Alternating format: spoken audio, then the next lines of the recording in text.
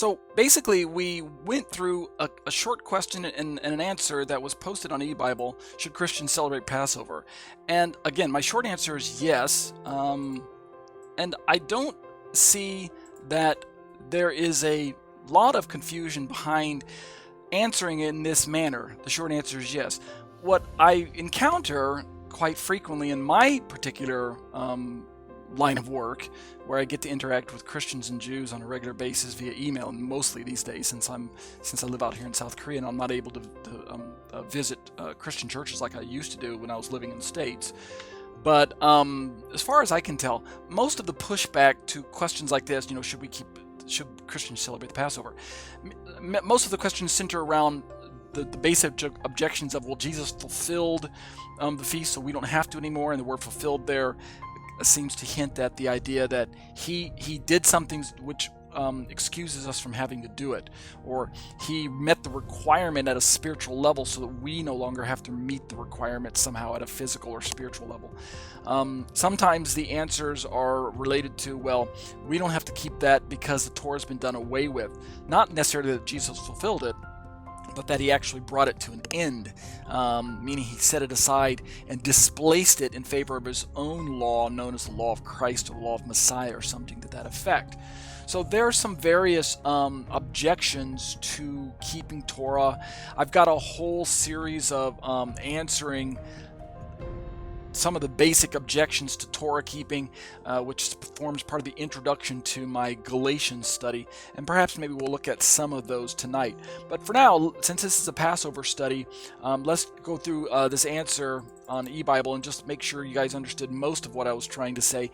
The video was a lot more explanatory than I remember it to be. I made that video, like I said, 2 or 3 years ago, and so I'm glad to see that the answer that I provided was fairly comprehensive, even in its shortened form. But just to make sure most of you are understanding, in 1 Corinthians 5:8, we already know that Paul tells us, "Let us therefore celebrate the festival." And again, we could scratch our heads and ask the question, what festival is he talking about? But again, like I mentioned in the liturgy portion, if you look at the context of the passage, then there seems to be some. Of course, the passage starts out with some incident that's upsetting Paul, right? Some sexual immorality, something that is shouldn't even be happening among. It doesn't even happen among pagans, Paul says, but here it is happening among you Gentile, among you Christians. Shame on you.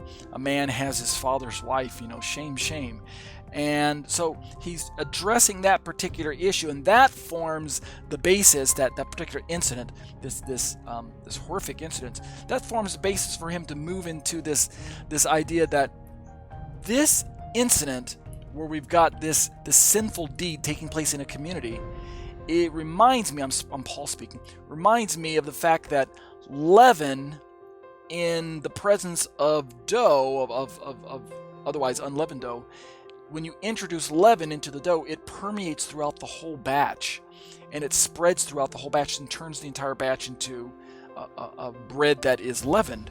It only takes a pinch, it only takes a little bit, because that's the nature of this particular ingredient, or this particular naturally forming thing in the bread. It's a living thing, yeast we're talking about, the way it expands throughout the dough. What Paul's trying to get them to understand is that using this as an object lesson, we've got this sexual immorality taking place in your community, and yet you're tolerating it, right? You're allowing it to happen, and you're not aware of the danger that it's posing to the greater community. As if you're trying to say, turn a blind eye or look the other way. That's just them. That's their sin. It's not my sin, so who cares if this guy over on the corner is having this sinful incident and he's still a member of our congregation? Big deal. Paul says, no, not so. You guys are one group. You're one lump. And he moves into this spiritual lesson that is provided for him by the story in the Torah, where we know that leaven is to be removed from the homes during the Passover week, because leaven represents sin. It's a spiritual picture of sin. And therefore, he's talking in that particular vein. And so he gives him some instructions on how to deal with this particular problem. He tells him to basically excommunicate this person and deliver him over to Satan for the destruction of the flesh so that his spirit might be saved in the day of the Lord, right? So